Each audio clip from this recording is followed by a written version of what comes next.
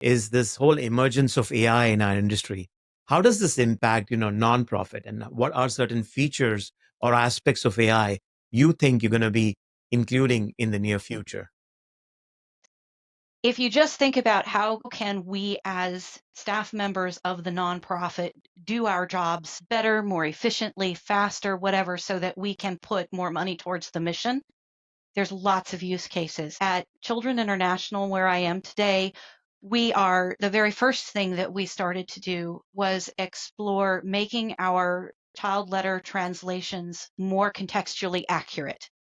So in the early days of our digital transformation, although one of the very first things that we did was implement a translation service, this was like 2018, 2020, it wasn't very good in those days. It existed, it was okay, it wasn't great.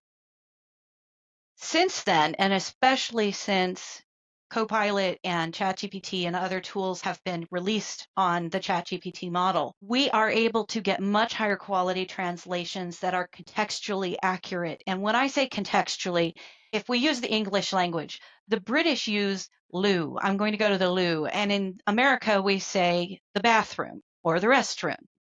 In the same way, two Spanish-speaking nations may have a different word for something as mundane as notebook.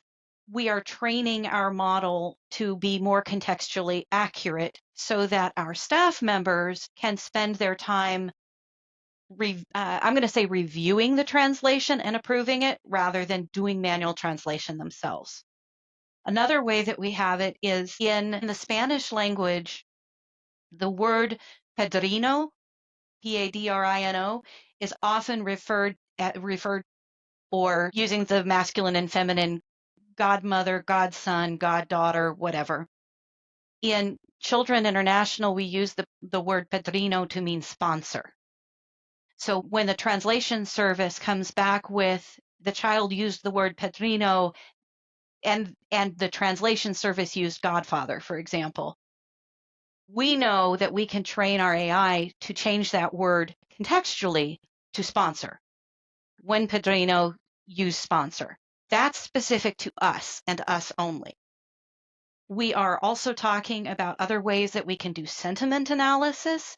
What in general are sponsors asking their kids? Is there a theme that's going on right now that we can latch onto and explore more? Does there seem to be a higher than usual interest in, I don't know, school books or school clothes? How are sponsors feeling? How are the kids feeling? Is there a general theme that would indicate to us that something is happening in this neighborhood that is more stressful than usual for these kids? Or are we seeing that they're very happy and that they are very, and I'm going to say excited? And let's go look at that community center and what is that set of staff doing differently that is so much more effective than a neighbor? So we can use the insights that we can gain just from quantities of letter writing. Now, keep in mind, we do about 500,000 letters between sponsors and kids per year. We can learn a lot from those regular communications and things that we can explore. Finally, we have a community center in this area, but there's a whole concentration of kids that might need our services that is maybe not within walking distance of that community center. What can we do using some geolocation and some other analysis tools to say, is there a better place where we could put our training or our programs that is more easily accessible?